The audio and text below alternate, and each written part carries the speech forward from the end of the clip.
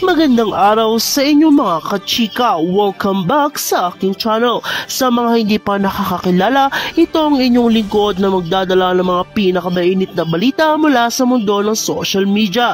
At ngayon, isang controversial na mainit na issue ang sumabog sa mga balita. Ang First Lady ng Pilipinas na si Liza Marcos ay hinaharap ng mga testigo at ayon sa mga ulat, malalapit na parusa mula sa mga kanyang kasala.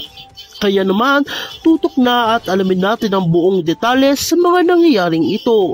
Unang-una, may mga nakaraang araw-linggo naging usap-usapan ng isang malaking issue na kinasasangkutan ng mga kasamahan ni First Lady Liza Marcos.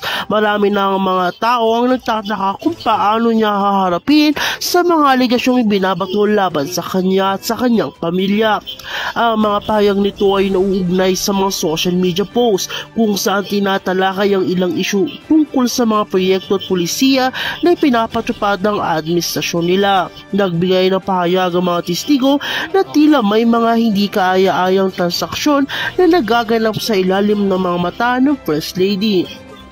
Sa mga huling pagdinig, ipinakita ang mga dokumento at mga testimonya mula sa mga saksi na nagsasabing may ilang maling gawain na nangyayari na nagdulot ng mga lingaw-ngaw sa buong bansa, kabilang sa mga akusasyon ng pang-aabuso sa kapangyarihan, hindi tamang paggamit ng podo at mga hindi tapat na pag-uugali ng ilang mga taong malalapit sa kanya. Gayunpaman, pinili ni First Lady Liza na direktong harapin ang mga testigo upang linawin ang kanyang posisyon at magbigay ng kanyang pahayag sa publiko. Sa isang press conference, inamin ni Liza Marcos na may mga aspeto ng issue na kailangan pang linawin, ngunit iginit niyang wala siyang nilabag na batas. Sinabi niya hindi siya takot sa mga paratang at naninindigan siya sa kanyang integridad bilang First Lady ng bansa.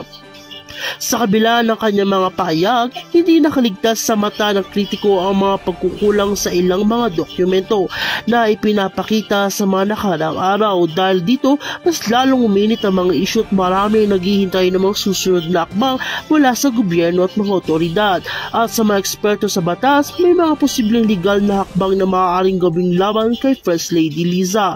Kung mapapatunayan na may mga kasalanan siya nagawa, may ilang grupo na nanawagan ng investigasyon upang tiyakin kung totoo ang mga aligasyong ito. Gayunpaman, may mga nagsasabi ring ginagamit lamang ang isyong ito upang maghasik ng kalituan sa gitna ng kasalukuyang administrasyon at upang pabagsakin ang kredibilidad ng mga Marcos sa mga kaganapang ito.